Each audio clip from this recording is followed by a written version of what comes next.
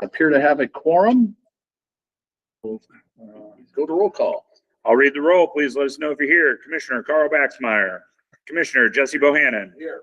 District Deputy Commissioner Matt Dodgley, Councilman Dwight Fish, Councilman Doug Graham, Commissioner Carrie Groninger, Here. Councilwoman Kathy Groninger, Here. Mayor Jeff Gross, Here. Councilman Tim Harmon, Here. Mayor Phil Jenkins, Here. District Deputy Commissioner Jason Kaiser, Here. Councilman Kenneth Lee, Present. Mayor Gina Lichty, Mayor Robert Listenberger, Here. Mayor James Mueller, Mayor Rod Robertson, Here. Councilman Brian Tanner, Councilman Tony Violi, Here. Commissioner Susie Wyrick, Mayor David Wood. Yes, sir. The quorum of members present, we'll only be voting in person today. Thank you very much. We'll move into the minutes. The September 10th minutes have been distributed. Are there any changes, discussion, questions? Hearing none, we have a motion and a second. All in favor? Aye. Aye. Motion carries. Reports. Your chairman has no report today. Financial report. Debbie. Good morning, everyone. You should all have the August 2025 financial report in your packets. Through the end of August, our year-to-date expenses is $1,358,063.62. Our cash balance at the end of August was $946,497.27. And our cash disbursements in the month of August was $606,727.47. Any questions over the August financial report? If not, I'd like to ask for board approval of August 2025 financial report. So second. We have a motion and a second. All in favor? Aye. Any opposed? Motion carries. Thank you. All right, moving on to secretary report. You guys should receive in your information the September 2025 modifications, and if you have any questions, I'm sure Jane can answer them for you. And no need to have any action item on those. Those are presented for informational purposes only. Okay, thank you, Madam Secretary. We'll move into old business. There's no old business today. New business. Yeah, we have a few items of new business. Kelsey will be introducing a transportation resolution to get us started. Where's yours, Kelsey? Thank you. Good morning, everybody. Good morning. Morning. Today I'll be presenting Transportation Resolution 29-25 with parts A through E. So item A is locally initiated with Warsaw as sponsor.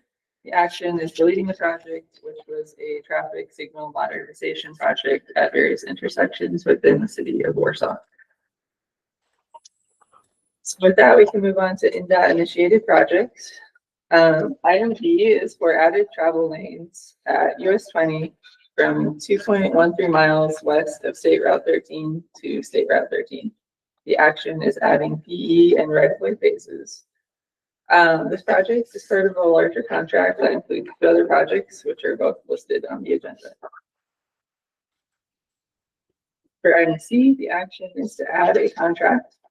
The work type is an intersection improvement, a roundabout at State Route 15 and County Road 900 North, 6.18 miles south of US 6. Item D is also adding a contract. The work type is other intersection improvement located at the US 20 ramps at the US 33 interchange. And just to note that the agenda also lists out the other projects in this contract and that the funding amounts represent the whole contract.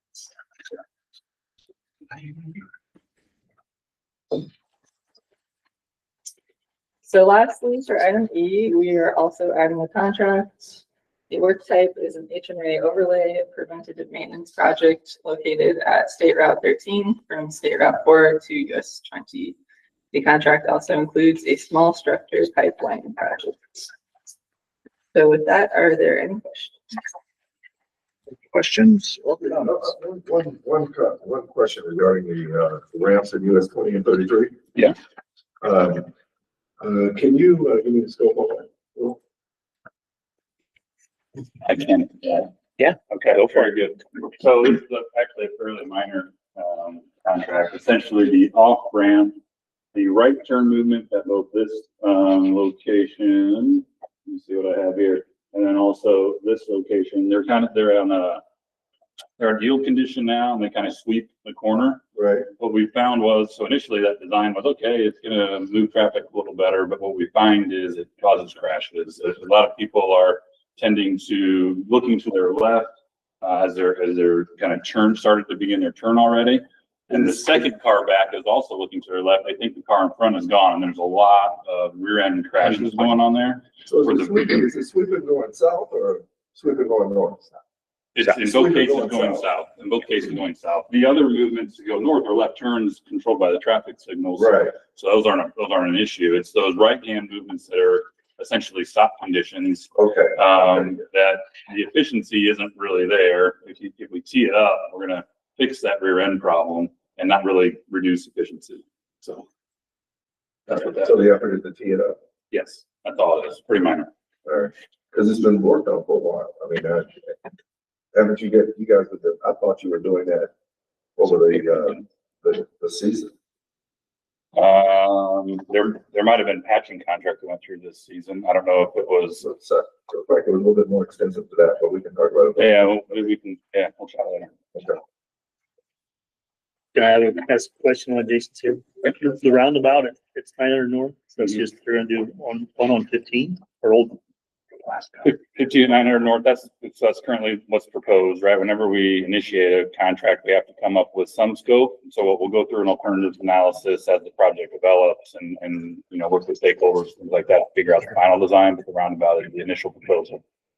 Cause I know there's been, there has been a couple of deaths there for sure, so I think that's. I guess I'm curious as to why the one project for Warsaw is being deleted. So the item A, that was part of the HSAP kind of quick safety call. They had to be done within a very short timeline. It was like a 2-year or less than 2-year timeline to get from award to actual bid. And I think the timeline was just a little too quick, but Kelsey, Caitlin, is that a fair representation? Yeah, I think the city was evaluating whether or not they wanted to kind of pursue the HSAP funds to do the project. So as they were kind of evaluating that, they decided not to move forward with the project. Okay, thank you. And that decision tree had to happen really fast because of how short of a timeline it was to get those out the door. Any other questions or comments on resolution 2925? Hearing none, I'll have a call for a motion. So moved. Second. Have a motion and a second. All in favor? Any opposed? Motion carries. Thank you. Other action, resolution 3025, James. Yeah, I'm gonna have Jeremiah come up and talk briefly about resolution 3025, which is about a cooperative purchasing program. So Jeremiah, if you want to take it away. Yeah, so right now MACOG is looking to purchase new vans for the access service, and unfortunately the Indiana State PPA is kind of going through some administrative issues in terms of letting us be able to purchase vans in a timely manner. I assume it will come back soon, but it's just not at a time frame we need to be able to maintain our access service. So therefore, we're looking to purchase vans off of the Ohio State QPA. We may also potentially use that QPA for 5310 call for projects for the South Bend urbanized area. We haven't decided yet. So are there any further questions? So essentially, this just keeps our options open. Right now, the state QPA for the state of Indiana is just ground down to a halt. They ran out of time on it. They then went to extend that pricing. They then chose not to extend that pricing. They then now have to go back out and do the entire RFP process and redo all of that. And so it's right towards the end of that timeline. But our buses don't wait for a QPA, right? And we just don't get the pricing when we bid it individually, right? Like we do not have the purchasing power of a large entity with multiple vehicles. We're usually buying 1 to 2 vehicles a year. And so we tend to purchase off the state qualified purchasing agreement. It also saves us a lot of administrative hassle. So it's unfortunate that the state of Indiana is just really not available for us right now. And it is not uncommon for us to purchase off, we being MACOG, off of other states' qualified purchasing agreements. All of our big buses that we have bought recently, the 7 that we have bought, those were all bought off of the state of Washington's qualified purchasing agreement. The state of Indiana does not do a qualified purchasing agreement for big vehicles. So we found states that do, and that's Washington, Virginia are the most common that folks buy off of. Sometimes we will partner with Transpo and multiple other providers to do essentially a qualified purchasing agreement among some transit providers. But recently we found just a lot of price favorability buying off of state qualified purchasing agreements. So this is not an uncommon action for us, and hopefully a little bit of a explanation of why that we are, needing to do this, in the sense that we usually replace 1 to 2 vehicles a year, and this year we haven't been able to replace. And what we're talking about is the kind of modified vans that are ADA accessible up on the screen. And normally we would buy 2, and this year we haven't been able to buy any because we've been waiting for the state of Indiana's administrative situation to clear up, and it just hasn't. So I think by next year or the year after, we'll probably be back to purchasing off of Indiana's, but right now we'd like the additional flexibility to be able to buy off of Ohio's. Jay, what caused the disruption? Administrative. Yeah, so it was towards the end of the contract, right? So it was a normal timing that that previous qualified purchasing agreement, it's usually like a 5-year, is that right? It's usually a 5-year. It was coming towards the end of that 5th year. Change of administration, right? Gets harder for reviews, gets harder to get something out. They thought then that they would just extend the existing provider's pricing for another year. They chose not to go that route.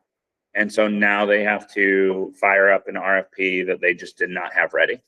So I think part of it is just changes. Part of it is personnel. So It sounded as if that's what you were saying, and I'm wondering whether or not it extends in other areas. Our purchasing relationships, and I'm going back. Yeah. To my engineering department and some of the other areas in which we purchase. Right, like if you're buying roads on it. So these are maybe more specialized in NDOT, where they are the transit department of NDOT that run these QPAs. And there are 4 people. So they tend not to always have the same levels of capacity. So I haven't seen it affect other QPAs. Carla, have you seen it affect any other QPA? No, just this one. Just this one is what we've been seeing right now. So, but yeah, it might be good to check in on, if you're buying road salt or those other things, just make sure that, I think part of it was just really inconvenient timing and change of personnel and change of administration that kind of led to a little bit of a lag time. They thought they had a fix to it. They, for whatever reason, didn't go that route and are just going back and redoing the whole RFP. But to date, it is still not published. So we're not sure when that will actually get published for us to purchase off of. Right. So if you are receiving, say, if any of your nonprofits in your communities or even your own kind of senior divisions are purchasing vehicles with 5310, right now there's no real active 5310 vehicle QPA to purchase off of. So it will cause some delays. So that's why we're seeking this option as a resolution. Just to add to that, so we were planning MACOG, which runs the call for 5310 projects in the South Bend UZA. We were planning to do this fall, but without any way to know what the prices were. We couldn't really go out and do a solicitation for vehicles without knowing how much, you know. Hard to award something when you don't know the price of what the something will be. That's the biggest concern, Yep. because the time is money right now, more so than at any other time, so. And honestly, Jeremiah is being kind. We were gonna look at February, then we were gonna look at July, then we were looking at the fall. And at this point, now we've delayed almost most of the year, and so we just need to pivot and get on a different option. Good job. James, does like Sourcewell have anything? I know lots of times our highway department. No, they typically don't, in this avenue, because it is a pretty specialized vehicle. And also sometimes that poses challenges purchasing off of Sourcewell for FTA procurements, Okay. because of the various rules and regulations and FMVSS and this and all the different certifications that come with that. And so typically we would look at that for other options, but because of the specialized nature of the transit vehicle with the ramp and all of that stuff, tends not to be a good option on Sourcewell. And just to add to that, like, I know that we're now part of the Neo Ride purchasing consortium, and part of that, adding it because we weren't part of it when they last, their vehicles on that, but unfortunately, We'll be on it in the future. we'll be on it in the future, but we can't be on it now because because there's such strict regulations for FTA vehicles that, like, we joined Neo Ride because it's giving us favorable price on some of our software at this point in time, and looking at some farebox replacements on there as well. But vehicles, we can't even join their like existing vehicle procurements because the transit agencies had when those go out. Yeah, there's all sorts of FTA clauses regarding what they call piggybacking, right? And so, You can't do it in government. yeah. So if there are not any further questions, I'd like to ask for your approval of resolution 30-25. We have a motion. So moved. We have a motion and a second. All in favor? Aye. Aye. Any opposed? Motion carries. Thank you very much. Thank you. Staff updates. James. Yeah, we have a few staff updates that we want to share with you. First, we have a new employee that we'd like to introduce to you. Lisa is here. Lisa is our new director of the Regional Housing Collaborative. You'll recall the Regional Housing Collaborative is an effort that we are focusing on, that we received funding with our community foundations to implement the Regional Attainable Housing Investment Fund.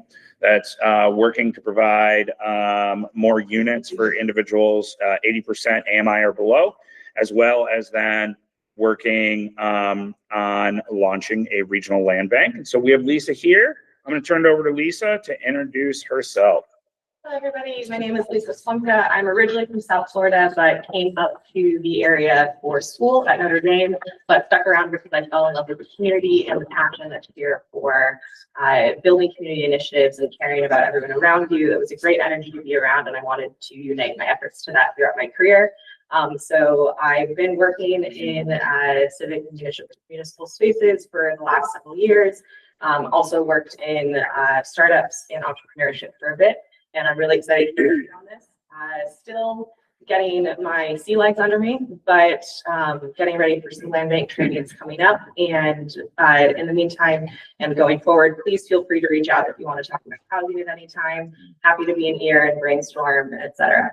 Thank you. Thank you so much. Listen, how do you I'm sorry, I can't see it. No worries. Spell your last name. S is in Sam, L-O, M is in Mary, K-A. I know that's not the military way, but that's how my family has said it my whole life. It's just in my brain. So will you be leading the committees designated around this regional collective? Yes, yes. So I will be assisting with convening as well as management of the Regional Housing Collaborative. We're still figuring out the exact makeup of different pieces as we're setting up the beginning with St. Joseph County, and then as we onboard the other counties going forward. But I think the real rule is that boards have to have 9 people. But aside from that, we are figuring out what the best makeup is for everything, wanting to make sure everyone is well represented.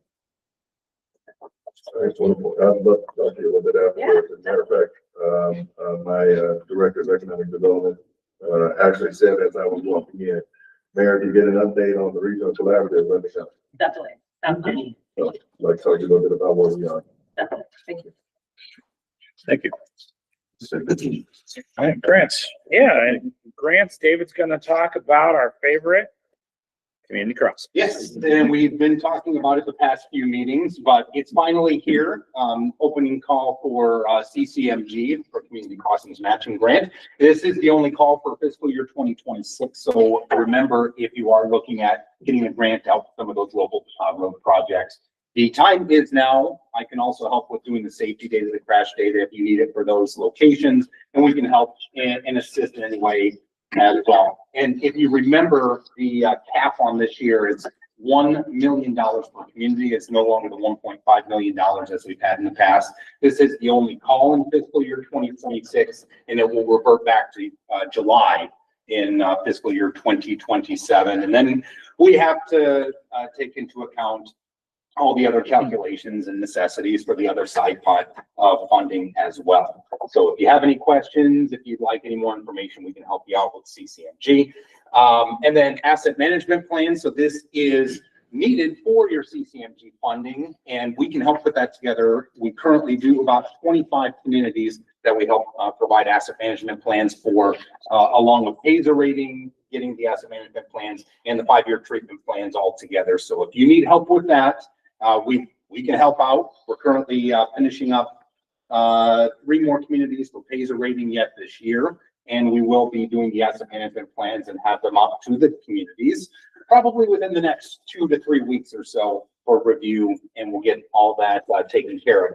On that note, and going through this whole asset management process and the PASER ratings, I've noticed a lot of communities in our 4-county region have road segments that are not applicable within the town or city limits that you have currently. So I think a good review with whether it be your street superintendents, anybody involved in your road network, just to kind of look over what's in your current inventory and things that are not currently in as well. I'm going to pick Plymouth, for instance. There's a couple of roadways that no longer exist in the inventory. They show in the inventory, but they're not applicable because, well, the roads have gone away and buildings have been put in places. So if you have questions regarding that, we can help. There is a form that needs to be signed through INDOT, along with some paperwork from your, whether it be a mayor, whether it be your common council, and then any GIS information that we can help provide for you as well. So don't hesitate to ask. We can help with what's needed. Always important to do a review over your miles to make sure that you are actually claiming all the miles that you're supposed to be, because sometimes those don't get reviewed for a while and you have some missing roads that you're not getting funding for.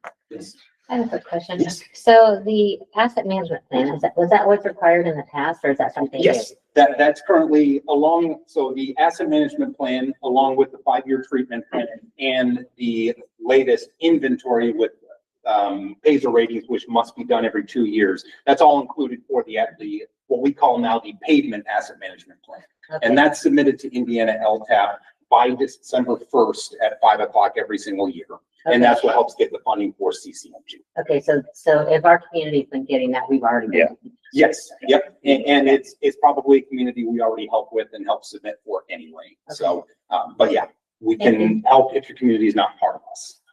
Perfect. So this asset management plan is going to be more critical as we begin to go into 28 or 27.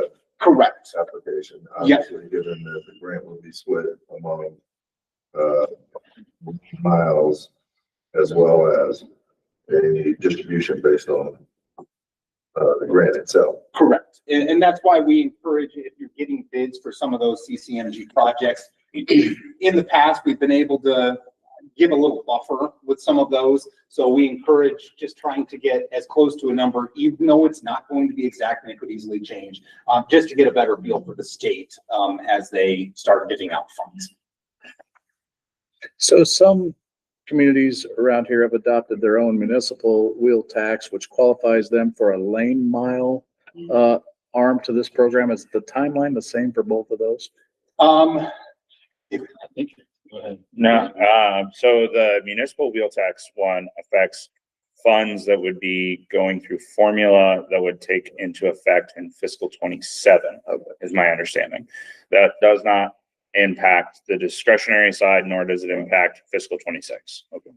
So theoretically, Will it impact discretionary side in 27? it will in 27. Right. 26 Yes. We're good. It'll impact. Yeah. Yeah, it would impact what you could get in 27. It wouldn't impact, I don't believe, where Kathy says, oh, because you don't have a wheel tax, we're not going to give you something. I haven't heard that, right? But there is, and I'm still working through this. So in 27, if you have the formula, the wheel tax, and you get the formula distribution, let's say you get 500,000, you could still apply to the discretionary program for 500,000, right? But if you didn't have the wheel tax, you would just apply for $1 million, right? For the So what? for $1 million, Up to $1 million. up to $1 million, right? So that's, I think, what you're meaning by it would impact how much essentially cap you're applying for in 27. And I don't think we know yet on, any idea what communities are gonna get. If there'll be some that will, basically already get $1 million in formulary distribution. If they do, then they don't have to bother with CCMG, right? Right. They're not eligible. But we don't know how many communities, will be in that world. We gotta first understand how many adopt a wheel tax and then apply. And if the legislature does anything in between now and then, right? Like, so it's one of those when the prognosticator says it's too early to tell, Yep. right? Like, I know that's not a great answer, but that's essentially where I feel like we're at on But it's good that we get updates on a regular basis. I'm Agree. glad that, Mayor Wood asked that question because I was thinking what has changed since the last time we had this discussion. And I didn't realize, that, the discretionary fund was impacted by the wheel tax application in the last conversation we had. Yeah. Both Right. It's my understanding, currently, my working knowledge, is that, as of today. yeah, as of today, as we speak, that I had always thought it was going to be, you can do the wheel tax and it gives you formula funds, plus you can apply to that. I thought it was a plus, but now there's like an accounting side of it where it's like, oh, well, based on your wheel tax, if you brought in $1.2 million, you're already over the $1 million. You really can't apply to that. Right. And that's the part that I'm still trying to understand because that's not how it seemed intended. But I think that feels like how it's being interpreted. That's what I understand. Yeah. That's So. why we're waiting. Yep. So I think everybody's trying to figure out what the right method and process is. And so with that though, I mean, it feels like right now where we're at is if your wheel tax is generating your own municipal or county wheel tax is generating $1 million plus, not from the wheel tax, but from the lane miles, yes. Then that's the distribution you're gonna get from NDOT for the CCMG distribution, right? So depending on what communities essentially do that process, if you through that formula are gonna get $1.2 million, not how much the wheel tax is actually generating, but how much you can get through the CCMG formula distribution, right? Which varies based on how many entities are in that side of things, how much is diverted into that, how many your lane miles are in comparison to everybody else who's in that pool. But if you're gonna pull in that distribution over $1 million, then you're not gonna get discretionary, which is great because it saves you work. You're not having to chase money that's theoretically already yours, right? Saves you time. It's theoretically reliable, right? Like it's a series of steps that then you're not competing for money. That is money that you know is coming to you by formula. So you're not going to live and die by the grant award, right? So that's a good thing. That provides some certainty, but it's still a little too early to tell. Okay. Thank you, David. Yeah, absolutely. And once Community Crosses closes, we're going to go roll right into another grant program. Oh, do we have a slide? No? Yeah, All right. so no slide for this one.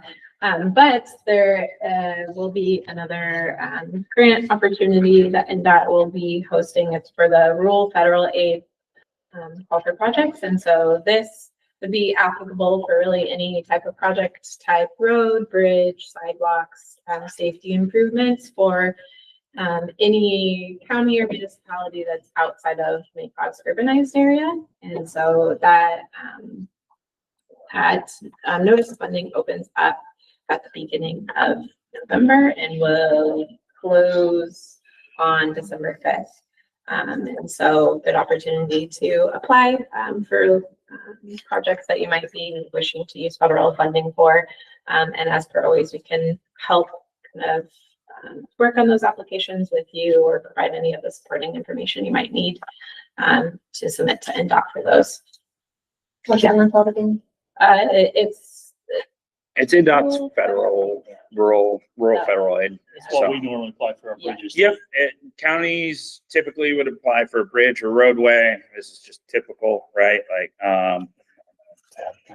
yeah, you know, like, Milford is doing their trail off of that, right? So, and if you think of our region, essentially, the rural parts of St. Joe County and those associated towns like New Carlisle, Walkerton, North Liberty, Lakeville, all of Marshall County and every community within Marshall County, all of Kosciuszko and every county or every community within Kosciuszko, and then the rural parts of Elkhart County, including Napanee, Wakarusa, Middlebury and Millersburg would be kind of those areas that would be eligible for this. And it's really any transportation project: road, bridge, bike and ped, intersection, etc. So this is the main one time a year federal call. And roughly speaking, I didn't see it in the NOFO, but is it a 2032-ish? In the notice of funding, they said that they would kind of establish construction timeframes once the project is in development. So, but typically it'd be like you're looking at fiscal year 2031. Right. So it's like a 5-year kind of development timeframe. But there's not a fiscal year attached to this one. Okay. I didn't see it when I first looked at it. So. Yeah. And so with the closing of that in December, they're anticipating making awards for those projects in the early part of 2026. Can I apply for Julie Larry or something?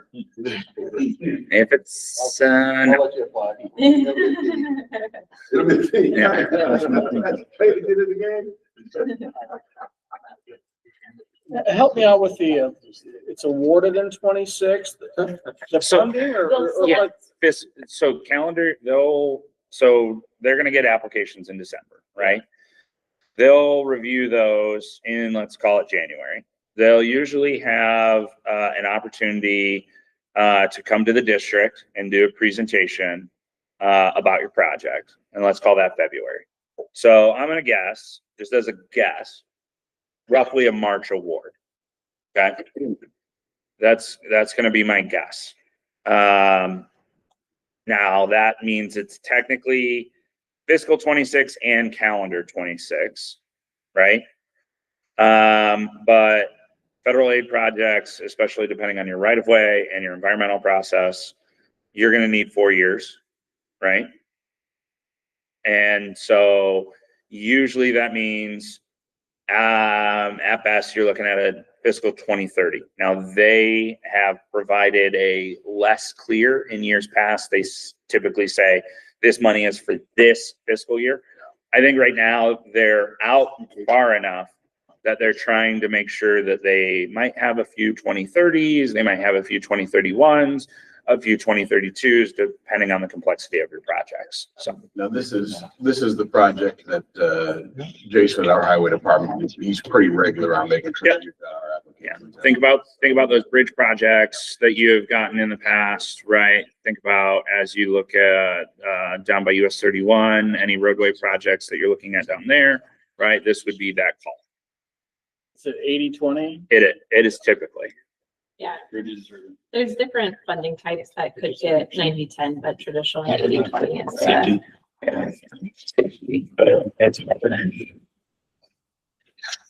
Other questions? All right, moving on. Plans and programs. Yeah, and just kind of in relation to the grant opportunities that NDOT currently has, there is also kind of an increased emphasis on the Title VI and ADA requirements, and so they've been pushing out information that I'm sure much of your staff has been seeing, but just trying to be a little bit more clear about what's required for ADA and Title VI items. And so these are some of the deadlines in which Title VI implementation plans, which is kind of the standard operating procedures and non-discrimination within your jurisdiction.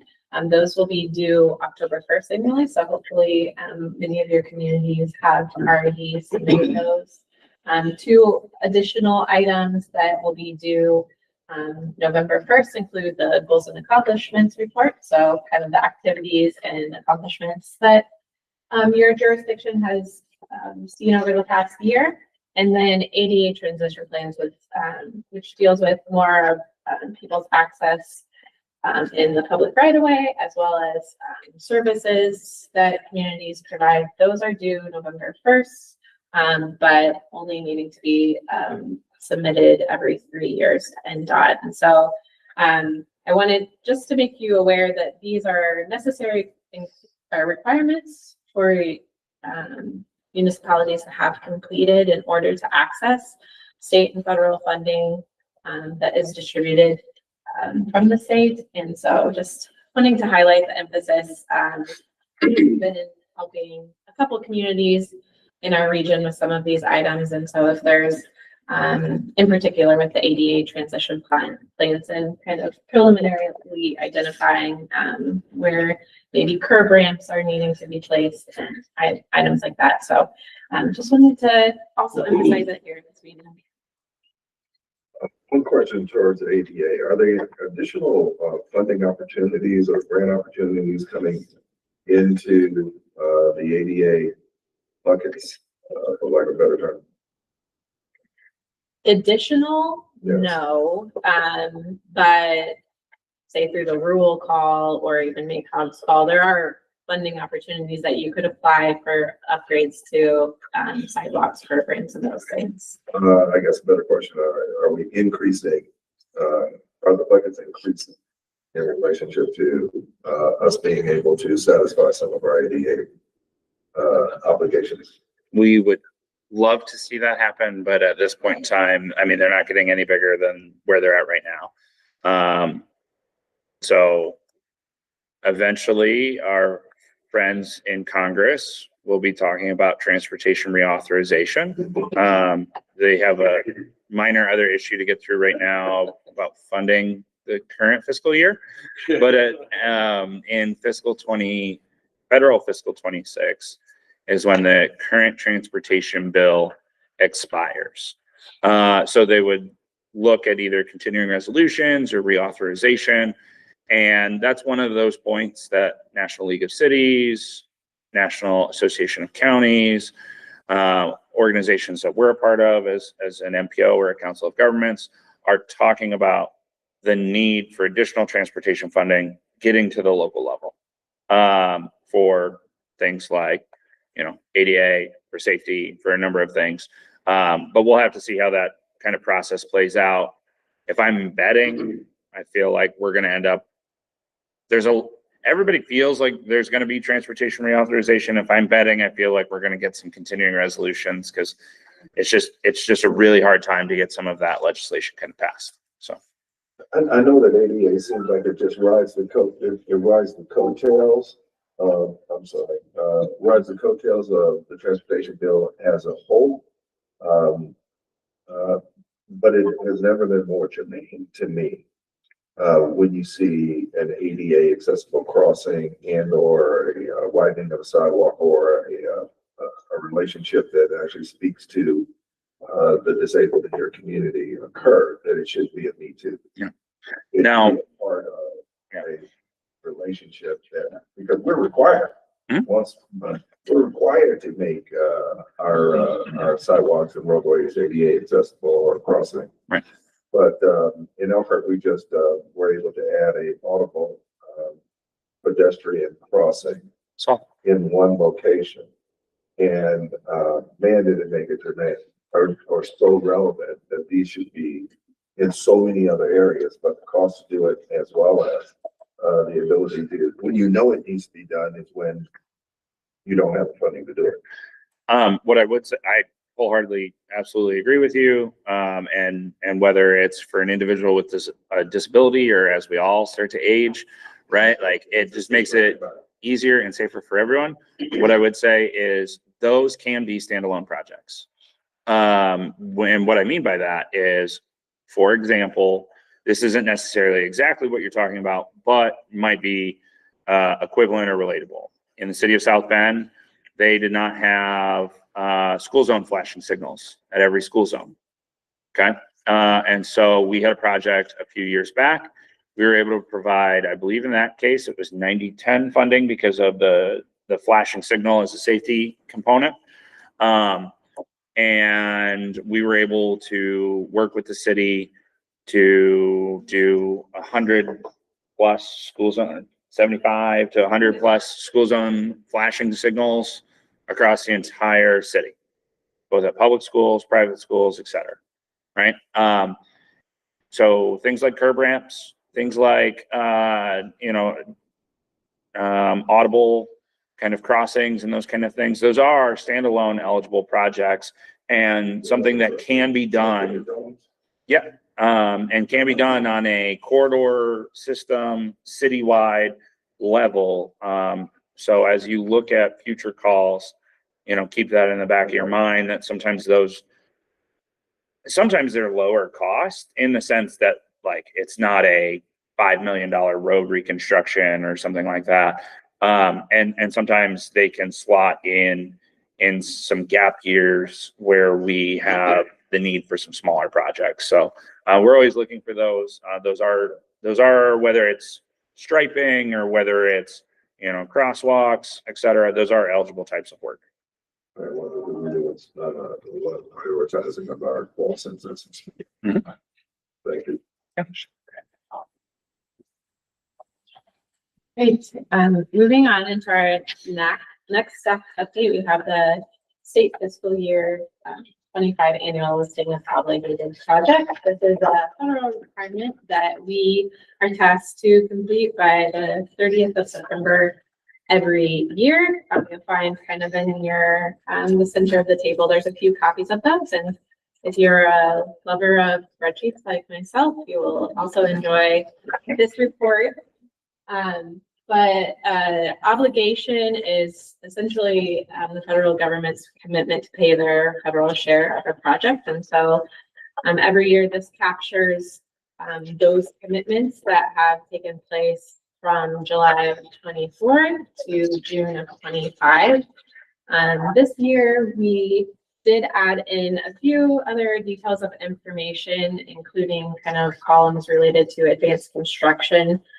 Just wanted to make a note of that. Advanced construction is a funding management technique that NDOT uses that essentially initiates a project using not federal funds while preserving eligibility to use federal funds in the future. And so that information based on our guidance kind of was captured in this report. Not everybody loves to look at spreadsheets like I do, but I do have kind of a quick summary of the findings, I guess, of our annual listing of obligated projects. So in total, we had $67.2 million either authorized initially or obligated in our region across the state, transit, and local government. A breakdown of the $35.5 million in federal funding for locals. You can see that St. Joseph and Elkhart County kind of have the highest share at around $14 million in federal funding. That's largely just due to the kind of dedicated pot of funding that we have for our urbanized area. Marshall County had 4.9 million in federal funding, and Kosciuszko County had 2.8 million in federal funding. And I just wanted to make a note that this also incorporates all phases. So sometimes you're capturing construction in this number, sometimes you're just capturing kind of lower amounts like preliminary engineering and right of way. Those. And so a little bit of a breakdown in kind of the types of projects and the amount of funding that federal funding that was obligated. For local projects, we had local road projects, we had 6 projects for a total of 16.7 million. This included things like Bristol Street in the city of Elkhart, as well as 12th Street for the city of Mishawaka. We had a significant number of bridge projects, which is pretty usual trends that we've seen over the past few years. We had 14 total projects for a total of 14.3 million. 6 of those included bridges going to construction this past year. For bike and pedestrian projects, we had 9 projects total for 3.2 million. So this included some of the Marshall County Stellar projects that took place in Culver for the Lake Max Trail, as well as Plymouth, their kind of extension of their Greenways Trail, as well as the city of South Bend had a safe routes to school project that went to construction last year. And then for the remainder, we have a few other projects that were lower in obligation amounts, including intersection improvement in St. Joseph County, grade separation for Elkhart County Sunnyside grade separation. And then another notable one was the safety kind of obligations that we saw 5 projects, and that was largely due to preliminary engineering for some of the NDOT safety call projects that were awarded this past year. And so we'll see kind of some of those obligations for construction come. And then this is just kind of a chart that depicts kind of those percentages. So roads and bridges kind of take up the highest percentage, at least this year, in terms of where federal funding was going to. So we have a hard copy, but this list is also posted on our website if you're interested in kind of digging in more.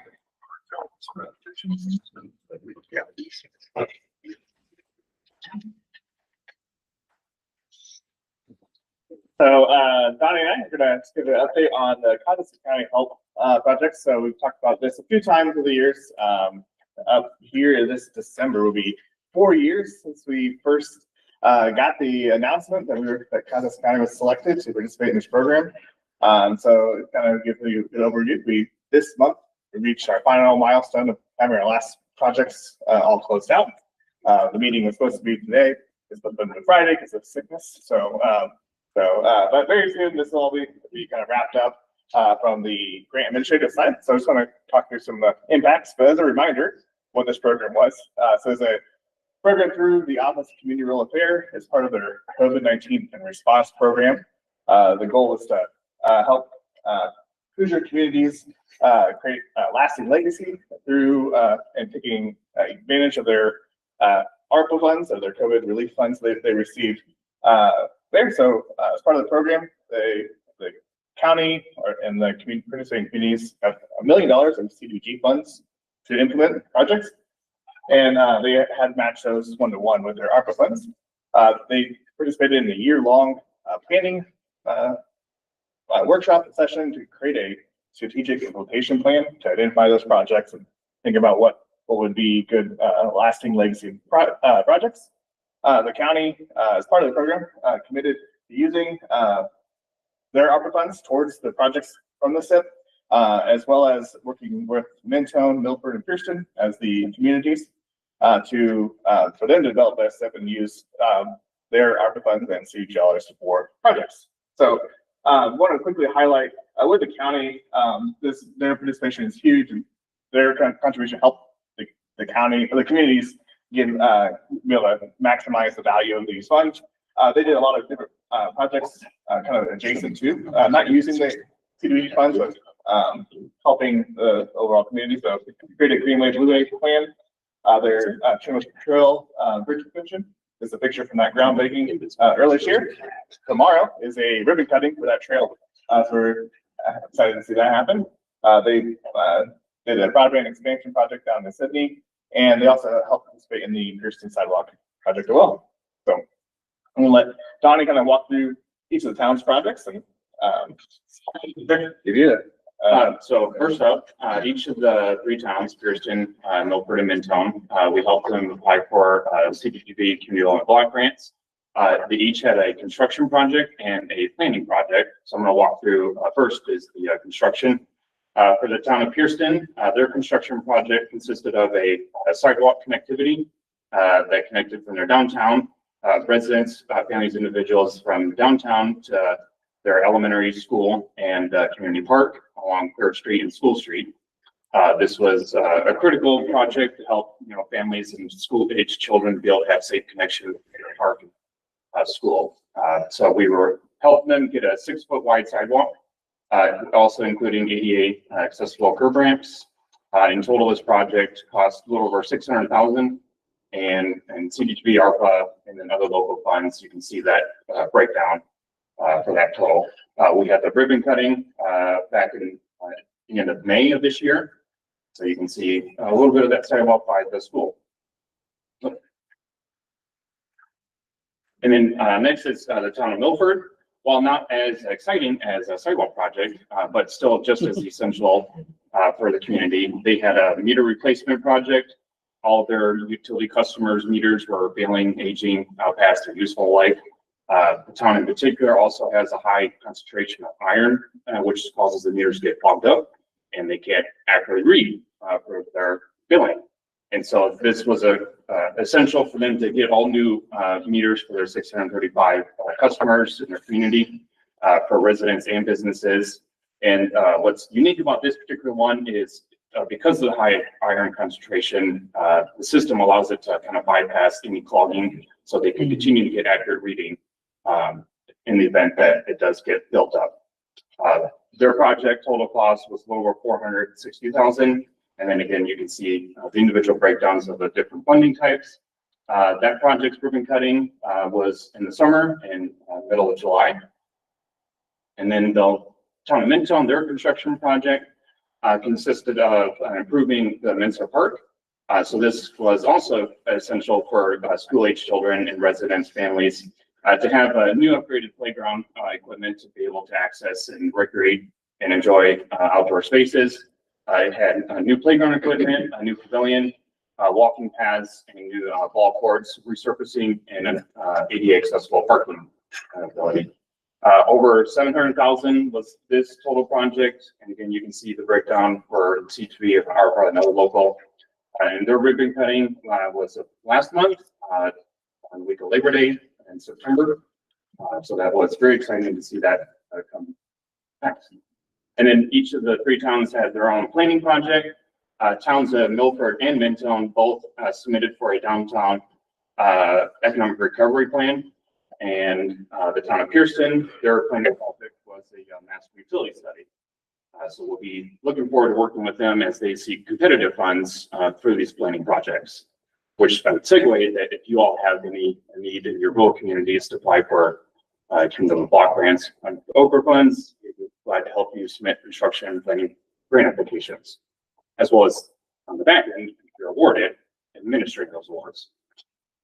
Great. And then as kind of a recap, I want to just kind of highlight it is a huge amount of work and costs in there. This program overall, we saw about over $3 million of impact into the community through this effort.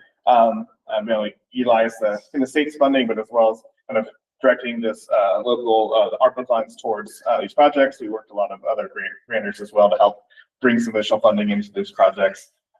There we can see we're getting real good impact and collaboration with the community. I know Gossip County has been pretty grateful for all that work. The towns and there again, I think it's been building a lot of good momentum in that community and those communities as well. So I wanted to kind of give everyone a kind of a recap and highlight of that. And feel free to answer any questions. I guess as commissioner, I mean, I want to thank MACOG. I mean, this was like you said, a 4-year project that we've been walking through, that this wasn't something that when Okra's involved, nothing's easy. And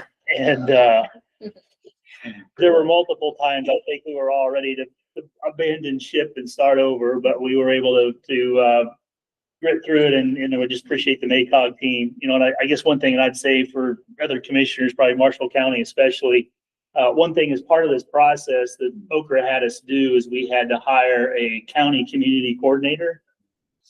Amy Rowe is our county community coordinator, and what she's been able to do with building rapport with the small towns in our communities is really, we're seeing a lot of really good synergies now that the communities, we're working together on projects and we're collaborating much better. As you can see, we pretty much gave the $1 million that we were awarded to the small communities to get their projects done. I think it's gone a long ways towards these small towns really being able to kind of find their way. I always describe it like, each one of our small communities, we have 14 small communities in Kosciuszko County, and they're a different flavor of ice cream. So, whether you like vanilla, chocolate, or strawberry, we've got a flavor for you based upon what town you want to have, because each community is different. We're not trying to make cookie cutter, but each one being able to keep their own uniqueness. So it's been really cool to see that happen. And I think now we have another opportunity with some other funding that we're doing a communities amenity project through some money we got through the state on some ORI funding. That's exciting to see. Almost like a Help 2.0 that's happening out currently. So a lot of really good work by MACOG, and really appreciate Donnie and Zach's hard work and all they did. So I'm glad you brought that up, because that's a conversation we probably ought to have with, just between Marshall and Kosciuszko. We like seeing what you guys are doing over there, and instead of reinventing the wheel, we'd like to see what we can do to work together. Key thing is finding the right person in that position, because these small towns, you love them to death, but they just don't have the capacity to be able to do a lot of these things that we're used to, and being able to kind of handhold them and walk them through this process is sometimes I think Amy is as much of a counselor as she is as a consultant. So, but still, it's good to see when you start to see the needle start to move in some of these small towns. And it couldn't have been done without you guys. You guys are such a big part of it. So I want to say thank you as well. And also just the fact that you reiterated the momentum, or Carrie did, like it has really caused a lot of great momentum in our small communities. So it's exciting. And we were happy to be part of it. So that was good. Yeah, I'd asked them if they could add this to the agenda, just to make sure to be able to thank Zach, Donnie, and Olivia for all the work that they did to see this through. But also just kind of as a reminder to all of us that I feel like this is kind of that critical role that MACOG can play, is you have a really complex grant program that maybe some folks don't want to access, or there's too many red flags of like, how are we going to navigate this? And while there may still be pain, and it may be a process to navigate through, we hope that we can provide that service of navigating that complexity and getting the actual investment into the ground, whether it be through CDBG, whether it be through the transportation programs, or all sorts of other stuff, whether it's for brownfields and light clearance, whether it's for water and sewer projects that are going to happen in Syracuse, right? Like, those are the types of things of being able to take those federal dollars and make sure that we bring them back to our region and get them in the ground. So that's kind of why I wanted to highlight this today. Also, it's just been a 4-year kind of capstone project for the last few minutes, and today was supposed to be that last closeout. But just wanted to be able to take that moment to highlight this and just remind us of, hopefully that way that we can help you navigate the complexity with our federal friends. And one other thing, just not trying to brag, but from a perspective of Kosciuszko County was nominated Community of the Award at the state chamber level this year. And I think some of these projects through HELP, are just showing that collaborative effort that our community's been able to do. So, I think it's like it says, it's that energy or that flywheel spinning, and now it's just creating more opportunities in our communities. Well said. Those are all of our staff updates. Thank you, Zach and Donnie. All right, moving on, privilege of the floor. Comments on the privilege of the floor. Well, just briefly, for all you local cities, towns, counties, municipalities, I will be meeting with the architect from the Tax and Fiscal Committee, the chairman of that committee, tomorrow, to share Mishawaka's, the impact of SEA1 on Mishawaka, which I know it affects all of our communities. So we'll be talking about the impact and potential fixes for, what for us will be, really devastating. Our loss come 2028 is 15 million. And that's not just $15 million budget cut. From where we are cash reserves now, that's $35 million lost. So that will impact our ability to do any kind of big project, as well as fund essential services that our citizens rely on. So we'll be having those difficult conversations tomorrow. So I'll keep you posted. That's a lot. Wish you luck. Appreciate Pray that. for you. Yeah, me too. You're gonna need it. Thank you. All right, any privilege of the floor? Moving on to public comment. Any comments from the public? Nothing online. Great, thank you. Entertain a motion to adjourn. A motion and second, all in favor? Aye. We are adjourned.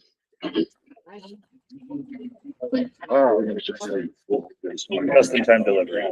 30. Well, yeah, 20 million cash. Yeah. This is for the minutes. Oh, sorry.